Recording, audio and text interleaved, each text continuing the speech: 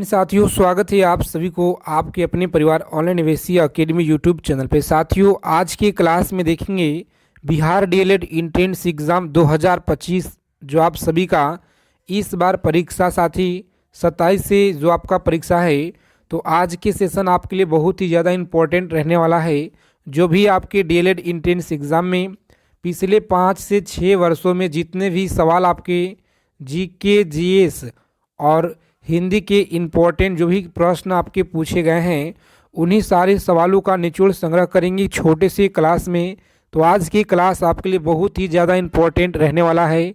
सभी साथी इस क्लास को बिना स्किप किए हुए अंत तक देखेंगे। अगर आपको इस बार अच्छे नंबरों से क्वालिफाई करना है, बिहार डीएलएड एंट्रेंस एग्ज़ाम को अच्छे नंबरों से आपको पास होना है तो चलिए क्लास शुरू करते हैं बिना देरी किए हुए। सबसे पहले आप सभी साथी चैनल को सब्सक्राइब कर लीजिए फटाफट से, और बगल में एक बेल आइकन प्रेस करके ऑल पे ज़रूर आप लोग सेव कर लीजिएगा जी। रोज़ाना आप लोग क्लास में जुड़िए, लगातार आप लोगों को क्लास दिया जा रहा है। इंद्र शब्द का जो स्त्रीलिंग रूप है यह क्या है? इंद्र शब्द का स्त्रीलिंग रूप क्या है? तो डी ऑप्शन आप लोग याद रखिएगा, इंद्रानी है। क्या है? इंद्रानी आप लोग याद रखिएगा। चलिए नेक्स्ट क्वेश्चन देखिए, पूछा गया सवाल है आपके परीक्षा में। क्लास की पीडीएफ आपको साथ में दिया जाएगा, तो टेलीग्राम चैनल को आप लोग ज्वाइन कर लीजिएगा। लिंक आपको वीडियो के डिस्क्रिप्शन में दिया जाएगा। उ ध्वनि का उच्चारण स्थान क्या है? उ ध्वनि का उच्चारण स्थान क्या है? तो आप सभी लोग याद रखेंगे ऑप्शन नंबर बी ऑप्शन को लॉक करेंगे और आगे बढ़ेंगे। कम समय में जितना हो सके ज़्यादा से ज़्यादा रिवीजन करेंगे हम लोग। सूर्योदय का सही संधि विच्छेद क्या होगा? सूर्योदय का सही संधि विच्छेद क्या होगा? तो सी ऑप्शन को लॉक करेंगे और आगे बढ़ेंगे। चलिए नेक्स्ट क्वेश्चन देखिए, पूछा गया सवाल है आपके परीक्षा में। अगर मगर करना का अर्थ क्या होता है? अगर मगर करना का अर्थ क्या होता है? बहाने बनाना। क्या है? बहाने बनाना आप लोग याद रखिएगा, बी ऑप्शन रहेगा इस प्रश्न का राइट आंसर। नेक्स्ट क्वेश्चन देखिए, पूछा गया सवाल है। सभी साथी क्लास को लाइक कर दीजिए आगे चलने से पहले। जितने लोग क्लास में जुड़े हैं क्लास को लाइक कर दीजिए फटाफट से। दयानंद में प्रयुक्त संधि का नाम क्या है? बताएंगे। दयानंद में प्रयुक्त संधि का नाम क्या है? तो दीर्घ संधि। कौन सा है साथी? दीर्घ संधि आप लोग याद रखिएगा। आगे देखेंगे, पूछा गया है कि समति का जो सही संधि विच्छेद है यह क्या होगा? तो बी ऑप्शन को लॉक करेंगे आप लोग, आगे बढ़ेंगे। जितने साथी क्लास में पहली बार विजिट किए हैं तो चैनल को आप लोग जरूर सब्सक्राइब कीजिएगा, ताकि बिहार डीएलएड एंट्रेंस एग्ज़ाम से सभी इम्पोर्टेंट जानकारी आपको मिल पाए। सबसे पहले पवन का सही संधि विच्छेद क्या होगा? पवन का सही संधि विच्छेद आप लोग याद रखिएगा, बी ऑप्शन को लॉक करेंगे और आगे बढ़ेंगे। अगला क्वेश्चन देखिए, पूछा गया है कि उ प्लस हार के योग में कौन सा शब्द होगा? उत प्लस हार में कौन सा योग शब्द बनेगा? तो याद रखिएगा आप लोग, उद्धार होगा। कौन सा? उद्धार, जो बी ऑप्शन में आपको साथी सही आंसर दिया गया है। तो बी ऑप्शन को लॉक करेंगे आप लोग, आगे बढ़ेंगे। चलिए सभी साथी फटाफट क्लास को लाइक कर दीजिए। अगला क्वेश्चन देखिए, पूछा गया है कि पर्यावरण का सही संधि विच्छेद क्या होगा? पर्यावरण का सही संधि विच्छेद क्या होगा? तो डी ऑप्शन को लॉक करेंगे। परिजोड़ आवरण आप लोग याद रखिएगा, परिजोड़ आवरण आप लोग याद रखेंगे। आगे देखिए 10 नंबर सवाल पूछा गया है जी। कम समय में ज़्यादा से ज़्यादा चीज़ों को संग्रह करेंगे। बताएंगे अनुशासी का संबंध किससे होता है? अनुशासी का जो संबंध है नाक और मुंह दोनों से होता है। याद रखिएगा आप लोग, बी ऑप्शन है सही आंसर। रोज़ाना आप सभी क्लास में जुड़ेंगे, यहाँ पे लगातार आप लोगों को प्रैक्टिस सेट दिया जा रहा है। अनुशासिक व्यंजन कौन से होता है? अनुशासिक व्यंजन कौन सा है? तो वर्ग के पंचमा अक्षर। तो सी ऑप्शन रहेगा इस क्वेश्चन का राइट आंसर। चलिए देखेंगे, पूछा गया है आपके सवाल बिहार डीएलएड में एंट्रेंस एग्जाम में। हिंदी वर्णमाला में स्वर्णों की संख्या कितना है? हिंदी वर्णमाला में स्वर्णों की संख्या कुल 11 है। कितना? 11 आप सभी लोग याद रखिएगा। चलिए देखेंगे, अगला क्वेश्चन है, जो पहले कभी न हुआ हो उसे क्या कहते हैं? जो पहले कभी न हुआ हो उसे अभूतपूर्व कहते हैं। क्या कहते हैं?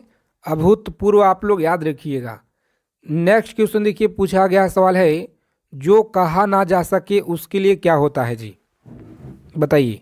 जो कहा ना जा सके उसके लिए अकथनीय होता है। क्या होगा? अकथनीय। आप लोग याद रखिएगा। और आप लोगों का प्लेलिस्ट हम बना देंगे, तो आप लोग प्लेलिस्ट से प्रत्येक क्लास को देखना है अगर आपको इस बार अच्छे नंबर से क्वालिफाई करना है तो, क्योंकि सभी सवाल आपके पूछे गए हैं आपके परीक्षा में। समय की दृष्टि से अनुकूल क्या है?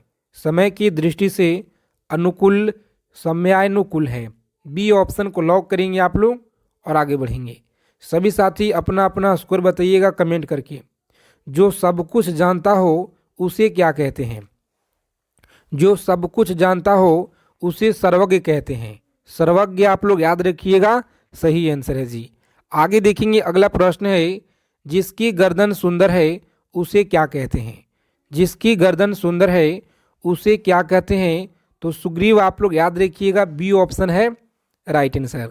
आगे देखेंगे, अगला क्वेश्चन है, पुरुष एवं स्त्री का जोड़ा दंपति कहलाता है।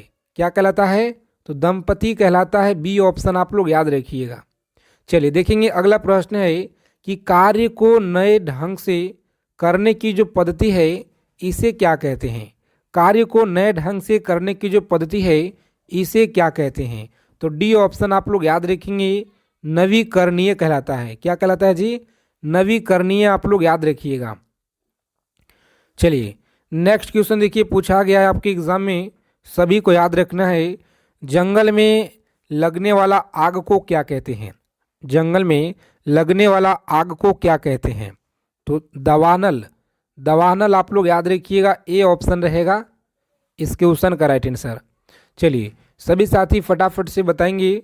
पूछा गया सवाल है आपके पेपर में कि ज्येष्ठ का जो विलोम शब्द है यह क्या होता है? ज्येष्ठ का विलोम शब्द क्या होगा? तो सी ऑप्शन को लॉक करेंगे, कनिष्ठ होता है जी। कनिष्ठ आप लोग याद रखिएगा। गमन का विलोम शब्द क्या होगा? बताइए, गमन का जो विलोम है यह क्या होता है? तो गमन का विलोम याद रखिएगा, आगमन होता है। क्या होता है? आगमन। आप लोग याद रखेंगे। आगे देखिए, पूछा गया है कि अवनति का विलोम शब्द क्या होगा? सभी साथी क्लास को बिना स्किप किए हुए अंत तक देखिएगा अगर आपको इस बार सिलेक्शन लेना है अच्छे नंबरों से। तो साथी अंबर आप लोग याद रखिएगा। क्या होगा? तो अंबर आप लोग याद रखेंगे, सही आंसर है सी ऑप्शन। चलिए नेक्स्ट क्वेश्चन देखिए, पूछा गया है, श्री गणेश का विलोम क्या रहेगा? बताइए, श्री गणेश का विलोम क्या होता है? तो इति श्री आप लोग याद रखिएगा, इति श्री होता है। आगे देखेंगे, अगला क्वेश्चन है, अर्थ का विलोम शब्द क्या होगा? अर्थ का जो विलोम है यह इति होता है। अर्थ का इति आप लोग याद रखिएगा। चलिए देखेंगे, अमीय का पर्यायवाची शब्द क्या होगा? अमीय का पर्यायवाची शब्द होता है सुधा। आप लोग याद रखेंगे, अमीय का सुधा आप लोग याद रखिएगा जी। चलिए नेक्स्ट क्वेश्चन देखिए, यहाँ पे पूछा गया है आपकी परीक्षा में कि भाषा जो शब्द है संस्कृत के किस धातु से बना है? भाषा शब्द जो है संस्कृत के किस धातु से बना है? तो डी ऑप्शन रहेगा इस क्वेश्चन का राइट आंसर। चलिए देखेंगे, अगला क्वेश्चन है, तरुण का जो है विपरीतार्थिक शब्द बताइए। तरुण का विपरीतार्थिक शब्द क्या होगा? चलिए बताइए आप लोग, राइट आंसर यहाँ पे क्या रहेगा? तो बी ऑप्शन को लॉक करेंगे और आगे बढ़ेंगे। अगला क्वेश्चन देखिए, यहाँ पे याद रखेंगे साथी, इनमें से अलंकार में कौन सा भेद होता है? इनमें अलंकार के कौन सा भेद है?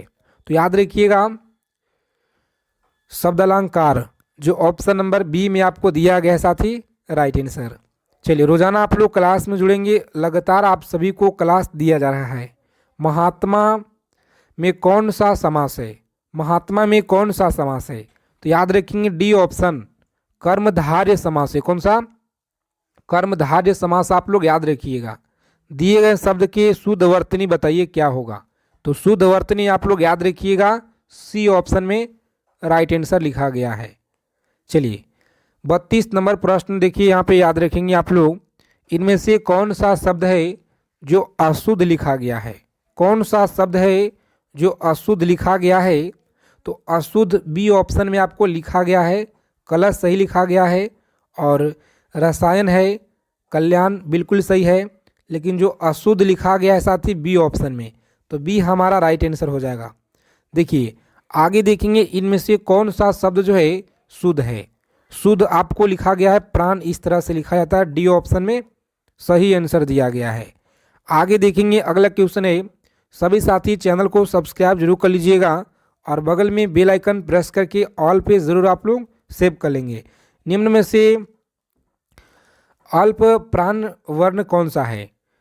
अल्प जो प्राण वर्ग है वर्ण कौन सा है? तो सी ऑप्शन आपको याद रखना है जी।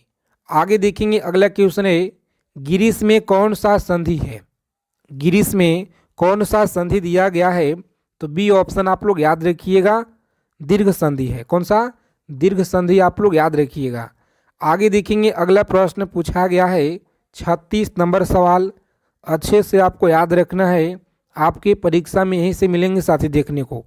इनमें से कौन सा विपरीत शब्द का पतझड़ का अर्थ है? तो ए ऑप्शन आप लोग याद रखेंगे, वसंत आप लोग याद रखिएगा। चलिए नेक्स्ट क्वेश्चन देखिए, पूछा गया सवाल है आपके परीक्षा में, सभी को याद रखना है अच्छे से। अवनत शब्द में प्रयुक्त उपसर्ग क्या होता है? अवनत का जो प्रयुक्त उपसर्ग है यह क्या होगा? तो सी ऑप्शन आपका राइट आंसर है। सी ऑप्शन को लॉक करेंगे और आगे बढ़ेंगे। आगे देखिए पूछा गया है सावधानी शब्द में प्रयुक्त, सावधानी शब्द में प्रयुक्त जो प्रत्यय है यह क्या कहलाता है? तो प्यारे साथियों आप लोग याद रखेंगे, डी ऑप्शन को लॉक करेंगे आप लोग और आगे बढ़ेंगे।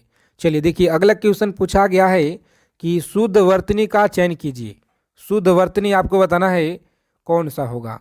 तो देखिए राइट आंसर आपको लिखा गया है ऑप्शन नंबर बी में, कृपा सही लिखा गया है, तो बी ऑप्शन रहेगा हमारा राइट आंसर जी। चलिए आगे देखेंगे साथी अगला क्वेश्चन है जो आपके परीक्षा में लगातार पूछे गए हैं, सभी को अच्छे से याद रखना है कि जाके पाँव न फटे बीवाई, सो क्या जाने पीर पराई का अर्थ, इसका मतलब क्या होता है? तो याद रखेंगे आप लोग, जिसके ऊपर बीतती है वही जानता है। ए ऑप्शन रहेगा हमारा सही आंसर। आगे देखेंगे अगला क्वेश्चन है, कम समय में ज़्यादा से ज़्यादा हम लोग रिवीजन करेंगे, बहुत कम समय में। तो आप लोग प्रत्येक क्लास से आप लोग जुड़िए। मैतैक्य में कौन सा संधि है? मैतैक्य में कौन सा संधि है? तो बी ऑप्शन आप लोग याद रखिएगा, बी ऑप्शन रहेगा इस क्वेश्चन का राइट आंसर। आगे देखिए अगला सवाल है कि निम्नलिखित में से तत्सम शब्द का चयन कीजिए। तत्सम शब्द है, ए ऑप्शन को आप लोग याद रखिएगा। आगे देखेंगे अगला क्वेश्चन है, अर्थार्थ में कौन सा संधि है? बताइए अर्थार्थ में कौन सा संधि है जी? तो दीर्घ संधि आप लोग याद रखिएगा, सही आंसर है। अगला क्वेश्चन पूछा गया है आपकी परीक्षा में, इनमें से आपादान कारक का विभक्ति क्या है? आपादान का विभक्ति आपको बताना है, तो सी ऑप्शन को लॉक कीजिए और आगे बढ़िए। चलिए सभी साथी आंसर करेंगे। शिव का विशेषण, शिव का विशेषण क्या होगा? तो शैव आप लोग याद रखिएगा। चलिए देखेंगे अगला क्वेश्चन पूछा गया है, इनमें से कौन सा भाववाचक संज्ञा है? भाववाचक संज्ञा आप लोग बताइएगा कौन सा है? तो बचपन आप लोग याद रखेंगे, भाववाचक है। आगे देखेंगे अगला क्वेश्चन है, पुरोहित में उपसर्ग क्या होगा? पुरोहित में उपसर्ग आप लोग याद रखिएगा, डी ऑप्शन को लॉक करेंगे और आगे बढ़ेंगे। सभी साथी क्लास को फटाफट लाइक कर दीजिए जितने लोग क्लास को देख रहे हैं। और निम्न में से नसिकीय व्यंजन कौन सा है? तो डी ऑप्शन आपका राइट आंसर है। आगे देखेंगे अगला क्वेश्चन है, हिंदी में मूर्त वर्णों की संख्या कितना होता है? तो 52 आप लोग याद रखिएगा, सी ऑप्शन राइट होगा। चलिए छ ध्वनि किसके अंतर्गत आती है? तो याद रखेंगे आप लोग साथी, संयुक्त वर्ण के अंतर्गत आती है। चलिए देखेंगे अगला क्वेश्चन है। तो आज की क्लास में इतना ही सवालों को हम लोग जो है संग्रह करेंगे। हिंदी का सबसे ज़्यादा इम्पोर्टेंट क्वेश्चन है, तो आप सभी साथी इसे ज़रूर अच्छे से याद रखिएगा। और अगर आप लोगों को क्लास क्वेश्चन अच्छे लगे साथी, क्लास को लाइक कीजिए, चैनल को प्लीज़ आप लोग सब्सक्राइब कर लीजिएगा। मिलते हैं अगले क्लास में अच्छे टॉपिक के साथ।